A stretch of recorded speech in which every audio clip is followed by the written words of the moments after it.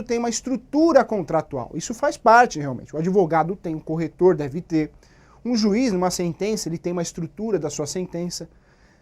Estrutura só a favor. Não sou a favor do copia e cola. Principalmente você, corretora que está nos assistindo. Volto a falar, quem está fazendo direito também, o corretor que está fazendo direito, aproveite o nosso programa.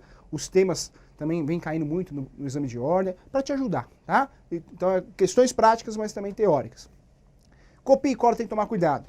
Principalmente nessa questão negocial, imobiliária. Um copia e cola, uma cláusula equivocada vai atrapalhar você, vai atrapalhar seu cliente. Como assim, professor? Já vi muito copia e cola aí de contrato de locação, isso é um perigo. Fiador, responsabilidade do fiador é subsidiária. Mas o fiador, se ele levantar a mão e falar assim, eu quero a responsabilidade solidária, o que é uma, o que é outra, professor? Subsidiária, primeiro um, depois o outro. Primeiro um, depois o outro. Se ele levantar a mão no contrato e aceitar a responsabilidade solidária, ele é responsável junto com o locatário. Olha que problema sério. Olha o cuidado. Numa dessa, um copia e cola, você coloca uma cláusula dessa, o fiador não se atenta, o inquilino não se atenta e assina esse contrato, olha o prejuízo que você está causando no fiador. E não é só isso. Nós temos vários exemplos aí do perigo do copia e cola. O Cresce, dentro do site do Cresce, tem grandes modelos. Acesse. Tem grandes modelos, muito bem feito, muito bem elaborado, simples e objetivo. Usufrua desses modelos. Digita lá também no Google, você vai achar meu site, também tem bastante modelo para te ajudar. Modelo pronto de contrato de locação, compra e venda, compromisso também vai te ajudar. Então cuidado com esse copia e cola. O copia e cola do Google é muito mal feito e isso gera risco para você. Contrato, a gente temos que ter uma preocupação em relação ao título do contrato. Compra e venda não é a mesma coisa que compromisso e compra e venda. Compromisso é outra história. Promessa é uma outra história. O herdeiro não tem como vender algo que não é dele ainda. É um contrato de cessão de direitos hereditários. Olha a diferença, o título de estudo. Contrato de locação temporada, tem que ter o título, contrato de locação por temporada. Contrato de locação, não pode ter cláusulas abusivas, tem mais que uma garantia, né? Quantas garantias eu posso colocar no contrato de locação? Apenas uma, ou nenhuma ou uma, não posso colocar 3 garantias, 4 garantias, não posso inventar. Ah, professor, para ficar bem garantidinho, não existe isso, hein? Esquece isso, tá? Não pode fazer isso. Outra coisa que nós mencionamos no programa anterior foi em relação ao Código Civil. O que acontece no Código Civil?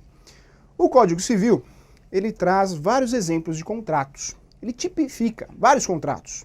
Exemplo disso, compra e venda, promessa de compra e venda, entre outros contratos, permuta.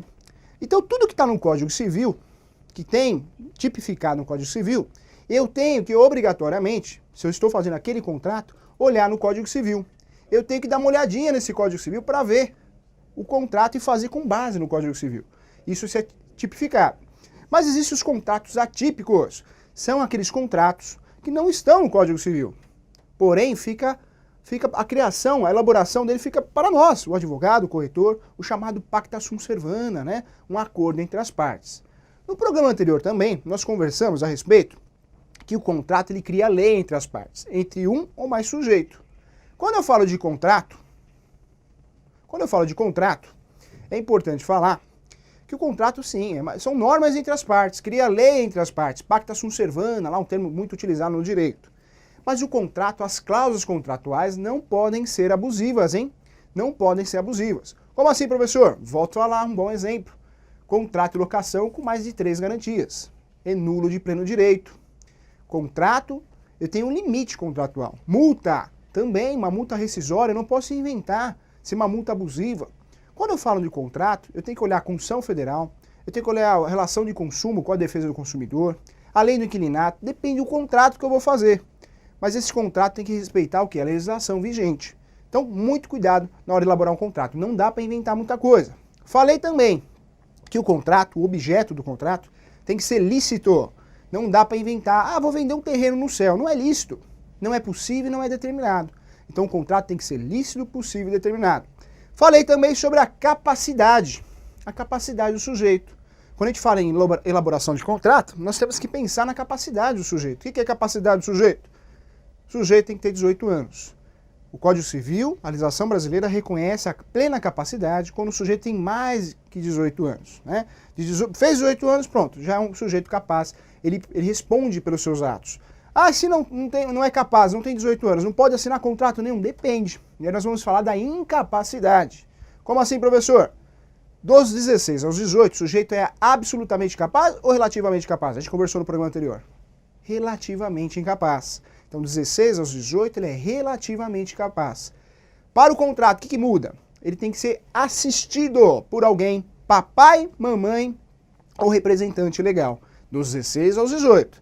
Ah, professor, e se tem menos que 16? Se tem menos que 16, esse sujeito é absolutamente incapaz. Ele não palpita nada. E aí não tem que ser assistido, mas tem que ser representado. Papai, mamãe ou representante legal vai assinar por ele, não precisa assinar. Olha como muda uma situação. Então, mais que 18 anos, capacidade total. Ele pode assinar um contrato. Não tem 18 anos completos? Então não pode assinar. Aí eu tenho que analisar se ele vai ser assistido ou representado. Dos 16 aos 18, assistido. Menos que 16, vai ser representado. Olha que interessante. Isso é importante, porque não adianta você fazer um contrato de um sujeito de 17 anos, 16 anos, sem realmente fazer essa retificação, né, a respeito da assistência ou da representação. Olha que interessante. Então vamos lá, vamos voltar um pouquinho mais para as questões práticas. Então, se tem contrato típico, eu vou lá no Código Civil. Isso mesmo. E se não tem, professor? Se eu estou criando um contrato, não tem lá tipificado no Código Civil. Aí, na verdade, você não precisa utilizar o Código Civil, mas você vai ter que respeitar o quê? As regras do jogo. Quais são as regras do jogo, professor? Capacidade. Então, o sujeito tem que ter capacidade. Ah, não tem. Então, você vai ou o sujeito vai ser assistido ou representado. Menos que 16, representado. 16 aos 18, assistido. Então, você já está acertando a capacidade aí. Outra coisa, contrato, seja o contrato que for, tem que ter título. Já vi um colega trouxe um contrato. Professor, tá certo esse contrato? Eu falei, mas é um contrato do quê? Não tem título? Não pode. Falou em contrato, tem que ter título. Tem que ter um título. É de locação residencial? Legal, coloca lá. Compra e venda? Coloca lá.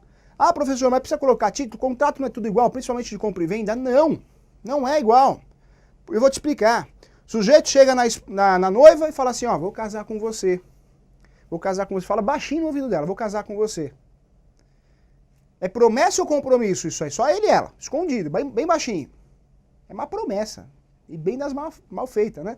Por quê? Ele está prometendo, vou casar com você. Diferentemente, o sujeito chega na mulher e fala assim, ó, vou casar com você. Lá no meio do pai dela, da mãe dela, vou casar com você. É um compromisso. Se ele desistir, aí gera até dando moral aí. É diferente. Contrato, agora trazendo para o mundo do direito. O sujeito passa, vê o apartamento pronto. Compromisso ou promessa? É compromisso. Ele existe, ó. Olha lá, ó o apartamento do 10º andar. Agora o sujeito, ó, aqui, esse terreno aqui, a construtora vai construir um empreendimento. Eu comprei um apartamento no 10º andar. É uma expectativa de direito, é uma promessa, ainda não existe. Olha como muda tudo. Vejo muitos contratos aí fora, onde o sujeito faz a compra e venda. Compra e venda! Só que ele é herdeiro, não é dono. Não foi feito o formal de partilha. Não foi feita escritura pública. Ou seja, não foi feito o inventário nem no cartório e nem judicialmente, nem arrolamento, nada disso. Nem dono ele é ainda. Como que ele vai vender compra e venda ou compromisso? Tem que ser contrato de compromisso de cessão de direitos hereditários. Então muda tudo. O título é importante, fique atento. O título tem que ter a cara do contrato. É permuta? Tem que estar lá, permuta. Se o sujeito está trocando um pelo outro, um imóvel pelo outro, é permuta. Não é compra e venda, não é compromisso. É permuta. Pode existir um compromisso de permuta. Tem que ter uma devida atenção em relação ao título, tá? Falei também, capacidade você já está craque. Objeto, tem que ser possível, determinado, tem que descrever o objeto. É um imóvel situado na rua tal, matrícula tal, número do contribuinte tal, tem que fazer isso. Inclusive, tem que também colocar, pega a matrícula antes de 73, era chamada de transcrição, após 73, matrícula. Pega a transcrição, a matrícula, e você copia, né, aquela parte, que é as confrontações do imóvel. É importante fazer isso também nesse contrato, para que ele tenha validade jurídica. Tem que fazer isso. Situa a rua, você está fazendo um negócio de compra e venda de alguma coisa. Você tem que mencionar, é objeto do contrato, para dar validade a esse contrato. Então, falamos das partes, legal. Vou mencionar, vou qualificar essas partes, né? Vou analisar a capacidade dela. Vou colocar estado civil, nacionalidade, profissão, tem que colocar. RG, CPF, não tem jeito, também tem que colocar. Endereço também, do comprador, do vendedor. O objeto também coloca lá. Ah, acabou o contrato, está feito. Aí você tem que tomar cuidado com as cláusulas, né? Não pode existir cláusulas abusivas, porque hoje nós temos aí, a legislação é completamente contra as cláusulas abusivas. Não dá para inventar uma multa absurda. Ah, se não pagar o imóvel, vai ter que pagar a multa de 100% do valor do imóvel. É absurdo, né? Hoje existe uma teoria aí no direito, que é a teoria da imprevisão. Se algo acontecer fora do normal, um raio caiu nessa casa, pegou fogo, o sujeito perdeu a casa e não tem condições de pagar o vendedor, né, através de um compromisso de compra e venda, o que vai acontecer? Na verdade, vai existir uma revisão contratual. Por quê? Teoria da imprevisão. As coisas podem acontecer. Mencionei um exemplo, um tempo atrás, onde o contrato de financiamento de veículo era feito em dólar. O que aconteceu? O dólar disparou, R$1 era $1. A partir do momento que o dólar disparou, o financiamento de 60 meses, 48 meses, aquela onda começou a financiar veículos com um prazo maior. O que aconteceu? R$1 virou $3. Todo mundo, né, a maioria, entrou com uma ação. Por quê? Porque de R$1, R$1, $1 era R$300. Agora o sujeito que tinha o financiamento em dólar, de R$1, ele tinha que pagar uma prestação de R$900, porque R$1 era $3. Então, teoria da imprevisão, aconteceu um fato fortuito, né?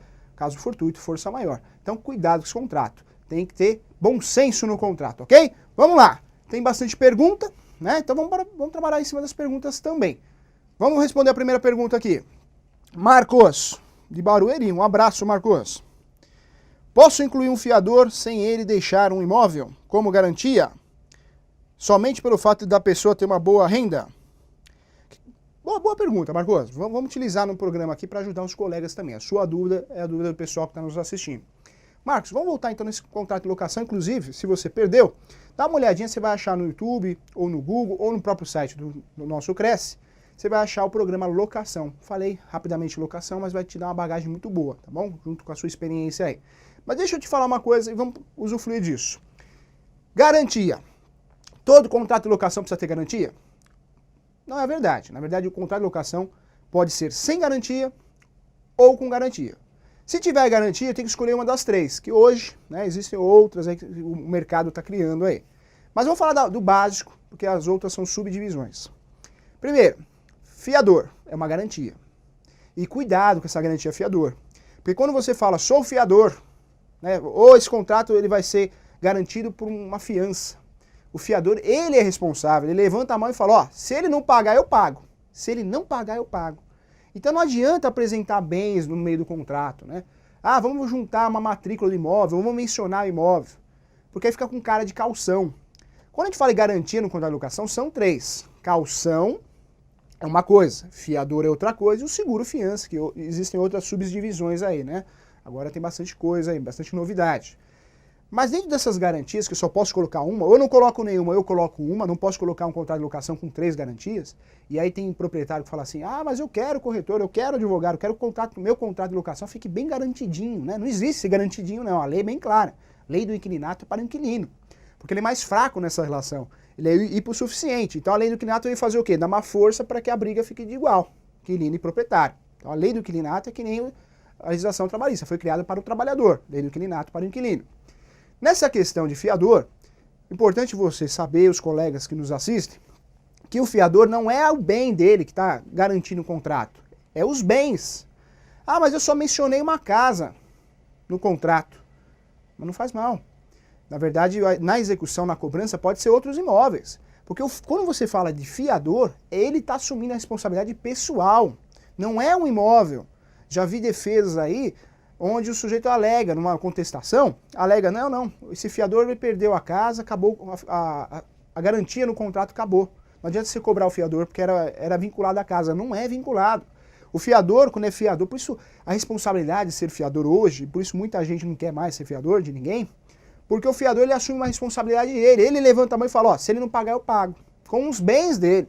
E outra coisa importante que tem que saber, que fiador, dentro do direito, dentro da execução, existe o chamado bem de família, né? O que é o bem de família? Aquele único bem, onde o sujeito não perde esse bem, nem os imóveis, né, pertencentes àquela casa, não perde esse bem. Mas no caso de fiança, perde, o fiador perde. Então, não adianta o fiador falar assim, ah, não, eu tenho um bem de família, vai cobrar outra pessoa, o que é o bem de família? Não, mesmo sendo de família, perde, tem que tomar cuidado.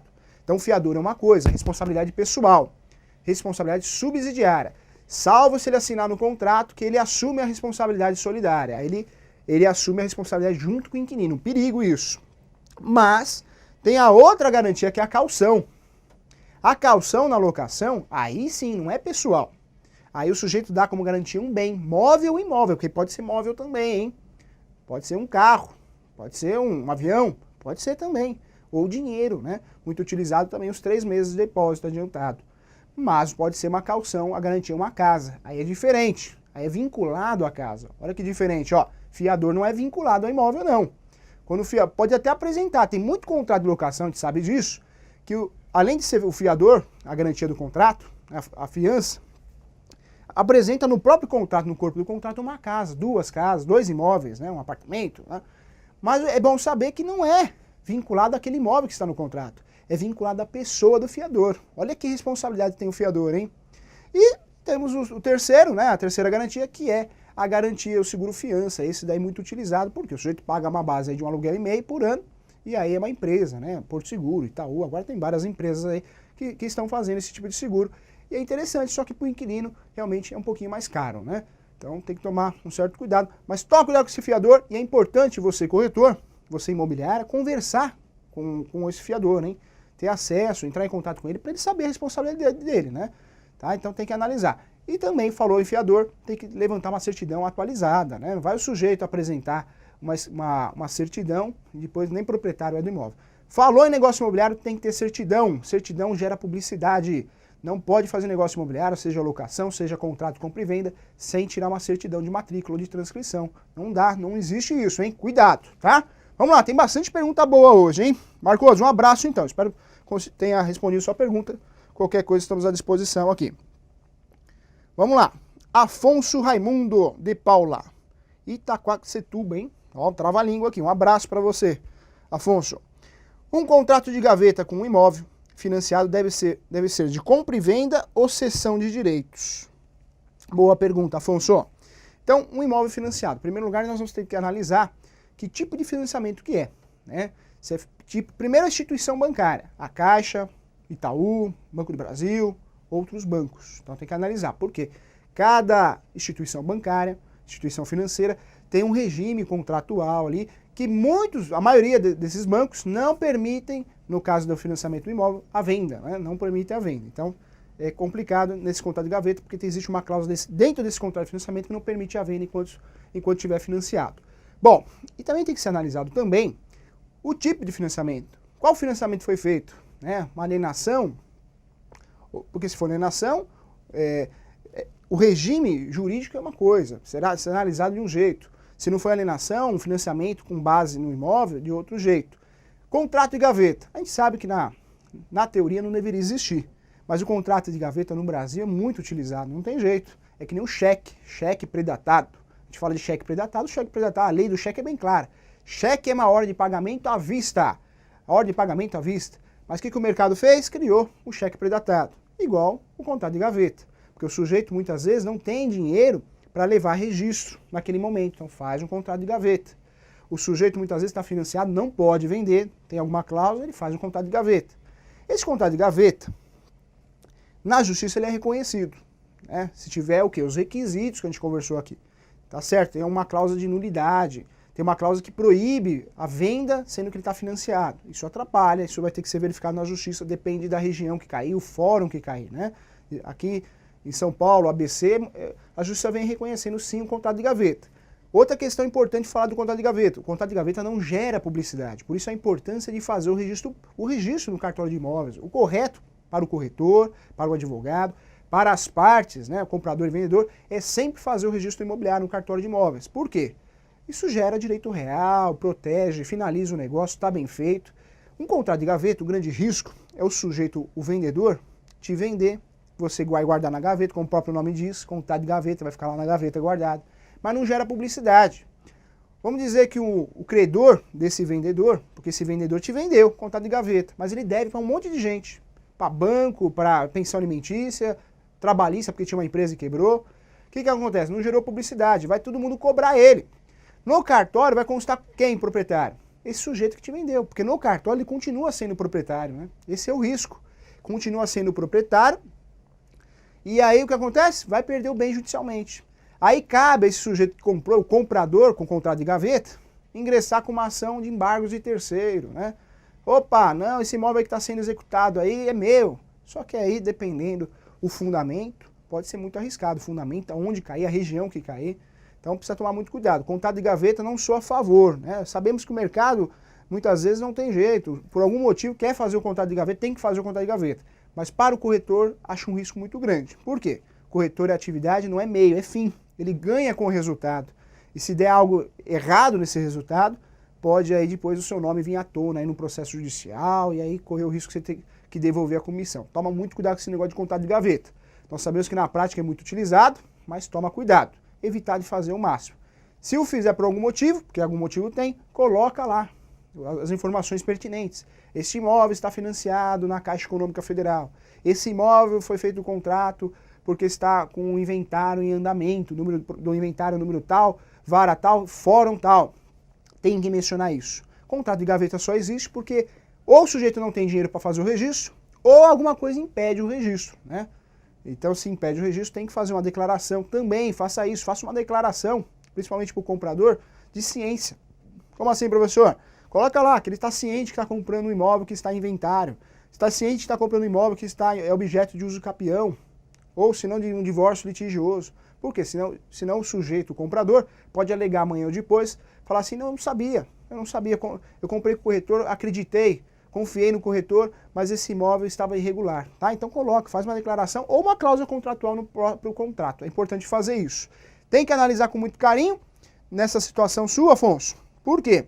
Dependendo do sistema de financiamento, não pode vender, né? Se puder, aí realmente existem algumas instituições que permitem a transferência de financiamento. O mal de tudo isso é que muitas vezes muda, né? Então um professor que hoje tem mais facilidade aí para financiamento, existem alguns planos para os professores aí, ensino médio. Se o sujeito faz a venda desse imóvel, não tem uma cláusula que proíbe isso, o comprador vai comprar, mas não vai ficar o mesmo regime de financiamento, vai mudar, então precisa ser meio analisado, tá? Mas normalmente é feito um contrato de gaveta. Vamos lá, tem mais perguntas aqui. Valdemir, um abraço Valdemir aqui de São Paulo. No contrato de locação, além da consulta à matrícula, deve-se levar em conta a transcrição, como no contrato de compra e venda? Boa pergunta também, Valmir. Num contrato de locação, lógico, no contrato de compra e venda, a gente tem que apurar muito bem os fatos, quem é o comprador, quem é o vendedor. Por quê? Para não existir má fé. Será que o vendedor realmente é dele que está vendendo? O caso que eu expliquei aqui, vai que ele é um herdeiro e já acha que é dono, né? Tem muito herdeiro aí que a mãe, o pai nem faleceu, já acha que é dono. Isso é um problema sério. Nossa, infelizmente o costume brasileiro. Então, esse sujeito não pode vender uma coisa que não é dele.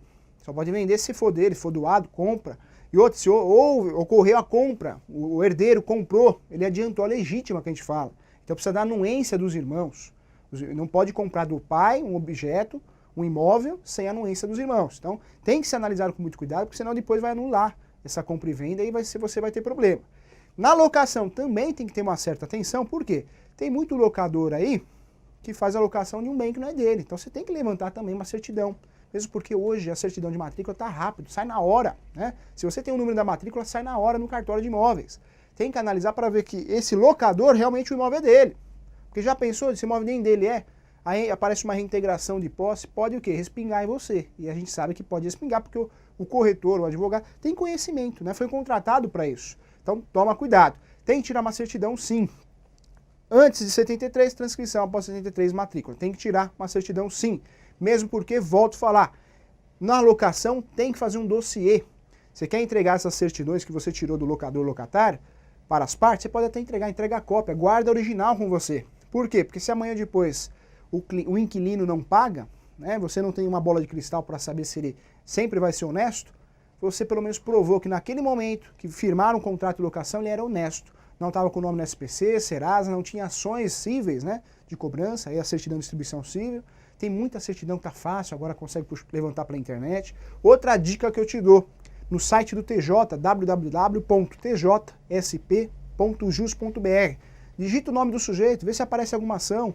Ali, o correto é você tirar uma certidão de distribuição cível, mas já te dá uma base, né? Você digitou o nome do sujeito, apareceu um monte de ação, aí você tem que tirar uma certidão de distribuição cível. Também é uma forma de você pesquisar, tá? Então é importante, Serasa, SPC, certidão de distribuição cível, certidão trabalhista, né? Também trabalhista mais na compra e venda, mas na locação, dependendo da situação, também é bom. Cada caso é um caso, mas o corretor tem que tirar certidão, não tem como fugir, tá? Tem que analisar com muito carinho essa questão, principalmente na locação. Porque na hora que o inquilino não pagar, vai cair em cima de você a responsabilidade, hein, corretor? Ainda mais se você não provou que naquele momento do negócio você realmente fez toda uma conferência de documentos para provar que o sujeito era realmente boa pessoa, de boa fé. Cuidado com locação. Locação não é fácil não. A gente sabe da responsabilidade da locação, né? Normalmente o vencimento do aluguel é dia 5, não é assim? Dia 1 o sujeito já está ligando. Ô corretor, ô imobiliária, não caiu meu aluguel. Não caiu porque vai cair. O vencimento é dia 5, é dia 10, está ligando dia 1. É difícil. Tem que ter cuidado. Administração não é fácil, muita responsabilidade, hein? Vamos lá.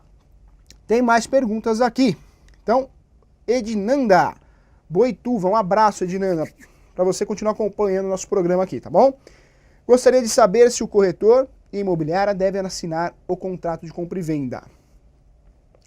Bom, na minha humilde opinião, sim. Eu acho que o corretor não tem que ter medo, o corretor, a imobiliária, o advogado, de assinar um contrato. Eu costumo brincar muito que você não tem que assinar uma coisa que você não elaborou, né? Se você cuidou desse negócio, você fez a compra e venda, o compromisso, a cessão de direitos, você tem que assinar sim, assina lá, como corretor, como corretora, como imobiliária, como advogado. Não pode ter medo, você que elaborou o negócio, né? Sua responsabilidade realmente. Agora toma cuidado para não assinar qualquer coisa, né? Vai assinar um contrato que você não fez, um contrato que você não fez parte do negócio, não conhece o negócio. Tudo que você assinar, você tem que conhecer, tem que ter certidão, porque é uma responsabilidade. Contrato de compra e venda, contrato de gaveta, toma cuidado com esse contrato de gaveta.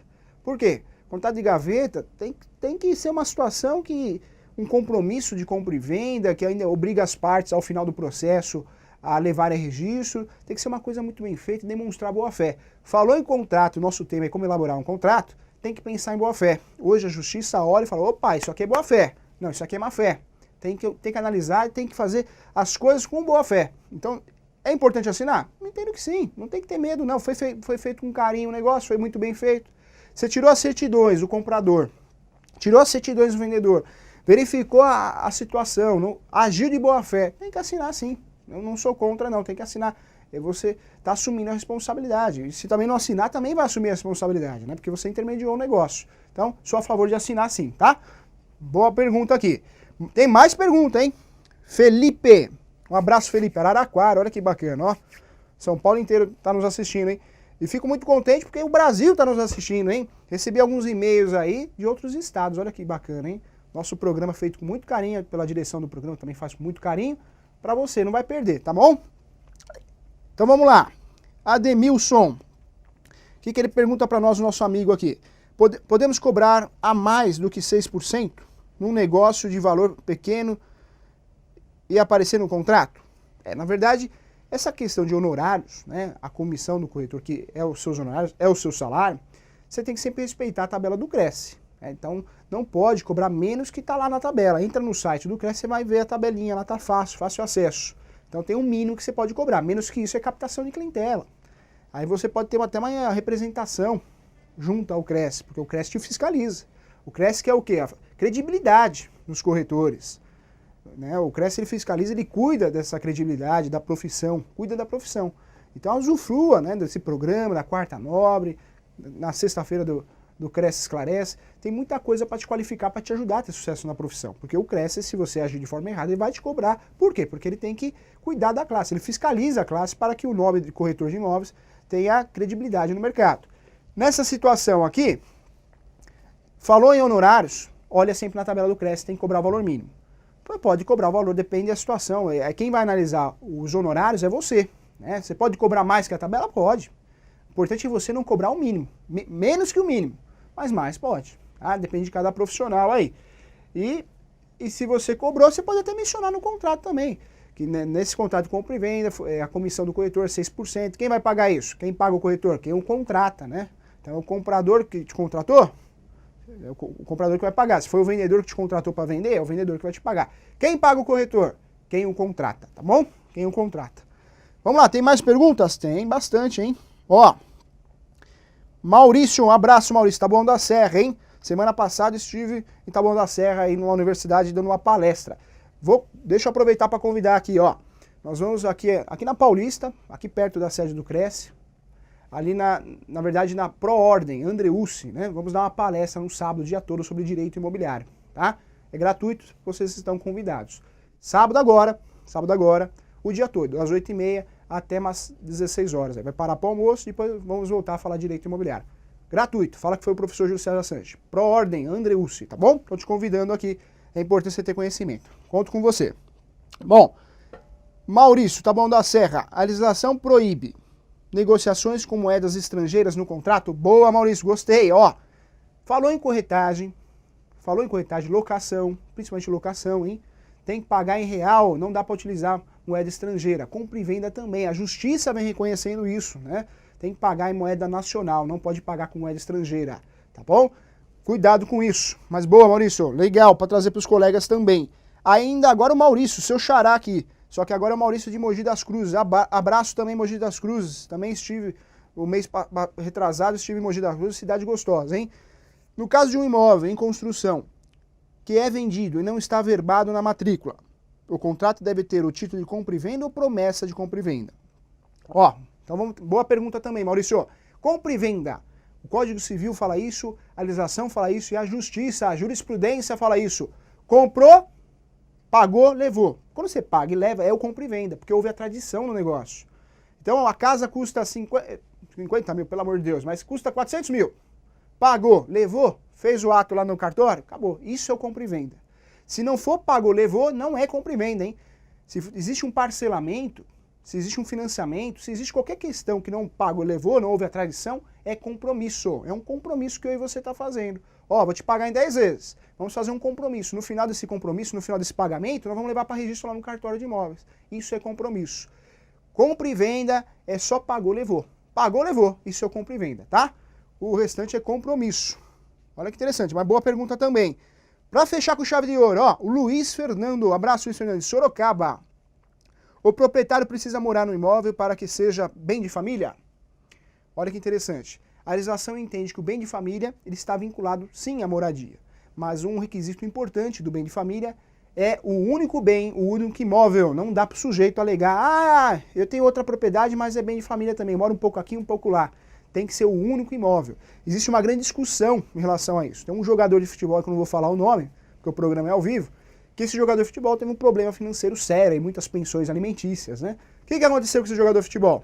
Ele alegou bem de família. A hora que começaram a executar, ele cobrar, não, isso aqui é bem de família. Só que a propriedade dele custava 6 milhões. 6 milhões. Jogador conhecido, hein? 6 milhões. E aí a justiça entendeu que não é um bem de família. Fez ele vender, né? Na verdade foi a asta pública, e aí depois ele pegou o dinheiro que sobrou para ele, foi lá e comprou uma casa mais humilde. Interessante, foi um julgado muito interessante. Por quê? Bem de família é o único bem. Era o único bem dele. O único bem. O advogado dele recorreu, né? Recorreu dessa decisão. Mas olha que interessante. Bem de família é o único bem. E hoje a justiça começa a entender que o bem de família, se for um valor muito alto, né, um valor muita grana, não é reconhecido como bem de família. Porque o bem de família, a intenção é proteger a moradia. Não precisa ser um palacete esse bem de família. Né? Olha, então tem jurisprudência para tudo. Tema muito bom hoje, hein? Então vamos finalizar então. Agradeço a você, acompanhe nossos programas, tá bom? Então, um grande abraço. Tchau!